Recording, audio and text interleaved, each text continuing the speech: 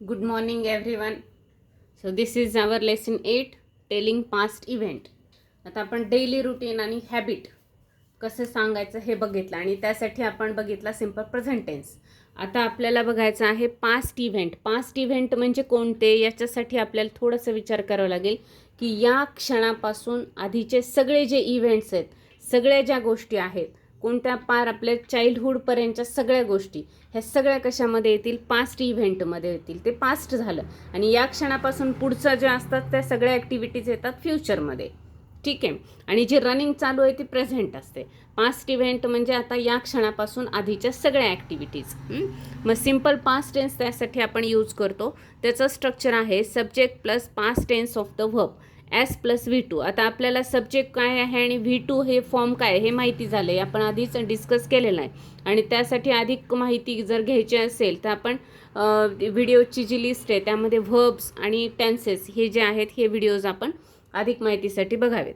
Subject जे आहेत ते सब्जेक्ट कोणते असतात, तर I, we, you, they, he, she, it हे सब्जेक्ट्स असतात. आणि V2 म्हणजे काय आहे, तर V2 म्हणजे past tense of the verb. जे आपण बघितलेलं होतं की आपण V1, V2, V3, V4 असे काय आहेत, व्हर्बचे 4 फॉर्म्स आहेत. आपण आपल्या कन्सिडरेशनसाठी त्यांना फॅसिलिटीसाठी, माहितीसाठी, सोयीसाठी आपण V1 असं नाव दिलेलं आहे.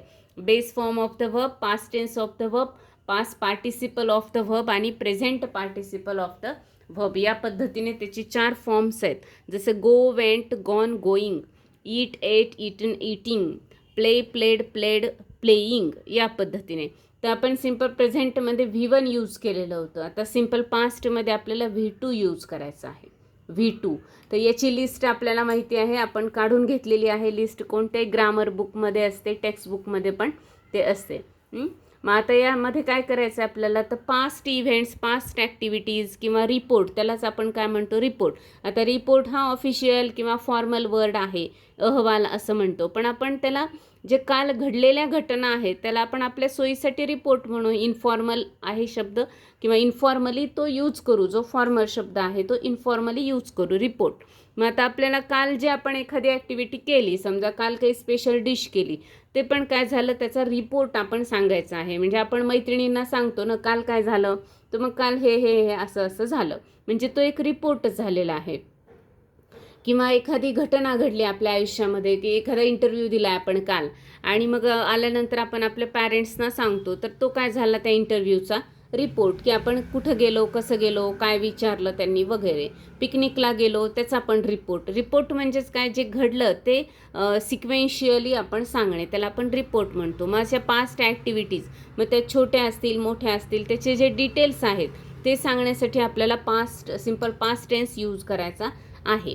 मग त्यासाठी काही शब्द आपल्याला यूज करावे लागतात, कारण ॲक्टिव्हिटी कधी घडते, तर yesterday, the day before yesterday, 2 weeks before, 1 year before, in my childhood किंवा लास्ट मंथ, लास्ट डे या पद्धतीने आपण ते सांगू शकतो. मग आता आपल्याला हे वर्ड्स जे आहेत हे वापरून काय करायचं आहे, काही सेंटेन्सेस तयार करायचे. सुरुवातीला आपण काय करूया, व्हर्बची लिस्ट इथं शेजारी ठेवायची आहे, व्हर्बची लिस्ट. आणि आपल्याला सब्जेक्ट पण डिफरंट घ्यायचे आहेत, व्हर्ब्स पण डिफरंट घ्यायचे आहेत, व्हर्ब्स. आणि त्याच्यासमोर मात्र आपल्याला सेंटेन्स काय करायचं, एक्सटेंड करायचं आहे, वाढवायचं आहे. मग आता आपण बघूया की पहिलं व्हर्ब मी घेतलं वेंट. मग मी असं लिहिलं की I went to temple yesterday. Yesterday हे ॲडिशन आहे, त्याच्याऐवजी आपण लास्ट मंथ असंही म्हणू शकतो. I went for trip last month. I went to Pune last year असं आपण म्हणू शकतो. किंवा आयच्या ऐवजी शी वेंट हे पण बरोबर आहे. आता इथं तो रूल नाही आहे जो प्रेझेंटमध्ये होता, की सिंग्युलर सब्जेक्ट असेल तर व्हर्बचा काही बदल होतो का, व्हर्बमध्ये काही सफिक्स ॲड होतं का, तर काही होत नाही. जरी आय असेल तरी वेंट, ही असेल तरी वेंट, शी असेल तरी वेंट, त्यामध्ये काही फरक पडणार नाही. यामध्ये काही तो रूल नाही आहे. Ashu played badminton with her friends.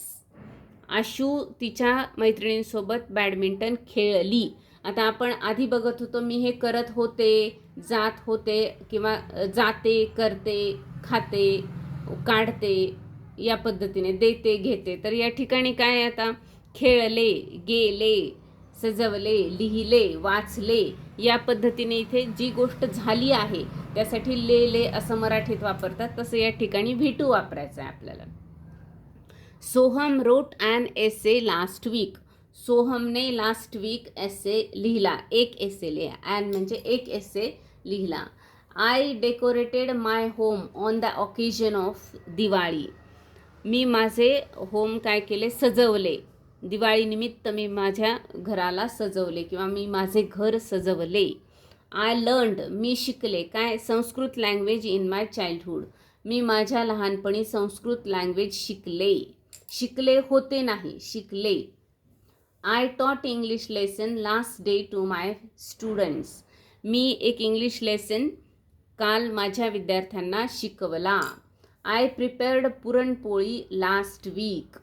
Me last वीकमध्ये पुरणपोळी तयार केली. Farmer harvested the crop in the last month. Last मंथमध्ये फार्मरनी क्रॉप हार्वेस्ट केले किंवा काय म्हणू आपण त्याला, क्रॉप हार्वेस्ट केले. तर मला मराठीत पूर्ण मराठी खरं त्याचं येत नाही, आठवत नाही आहे. The sparrow weave its nest. स्पॅरोने तिचे घरटे बांधले, वेव विणले किंवा बांधले. Ashu sliced cucumber before lunch. आशूने लंचच्या पूर्वी कुकुंबरचे तुकडे केले, स्लाइस केल्या. आता यामध्ये मी एक शब्द पुरणपोळी हा मराठी वापरला आहे, तर याच्यावरनं मला असं सांगायचं आहे की इंग्लिशमध्ये जे शब्द आहेत ना ते जसेच्या तसे आपल्याला हे मराठीमध्ये जे शब्द आहेत तर त्या काही शब्दांना इंग्लिशमध्ये पर्यायी शब्द नाहीत, त्यामुळे ते जसेच्या तसे वापरायचे. जसे पुरणपोळी, त्यानंतर आहे टिकली, कुंकू. यासाठी आपल्याला इंग्लिशमध्ये तसे शब्द नाहीत, कारण त्यांच्या कल्चरमध्ये ते शब्द नाहीत म्हणून ते डिक्शनरीमध्ये नाही आहेत.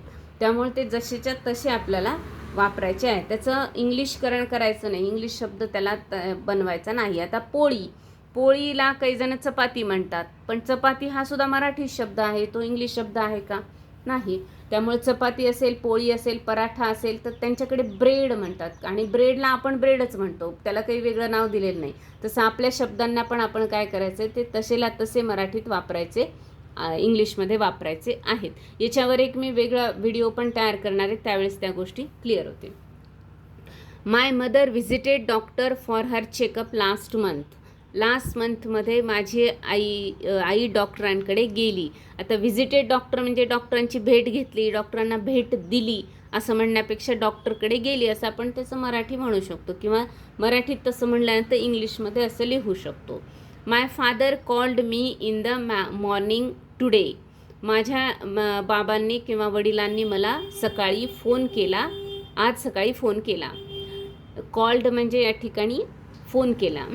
माय sister chanted Bhagavad Gita on the occasion of Ekadashi. आता एकादशी पण शब्द आलेला आहे, भगवद्गीता आलेला आहे, हे तर प्रॉपर नाव नाही.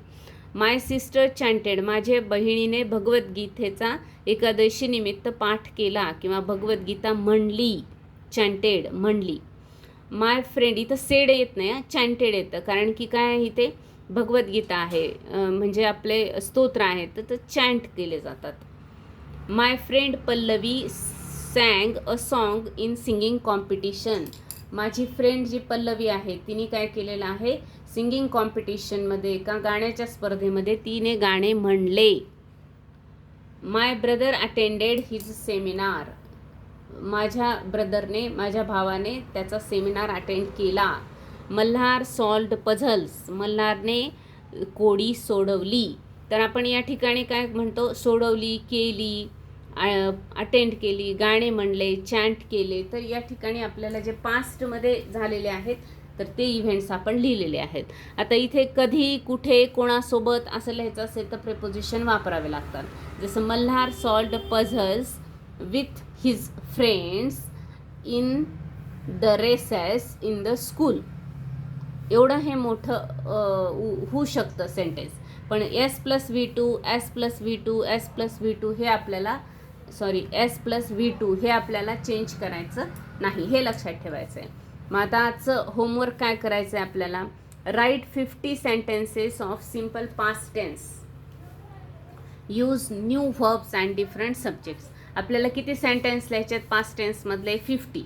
आणि काय करायचं आहे त्यासाठी, व्हर्ब्स न्यू यूज करायचे आहेत. हे अटेंडेड, सॉल्व हे व्हर्ब न्यू यूज करायचे. त्याचबरोबर सब्जेक्ट, जसं मी इथं my brother, my sister, friends, relative, student, teacher असे नावं तुम्ही इथं घेऊ शकता.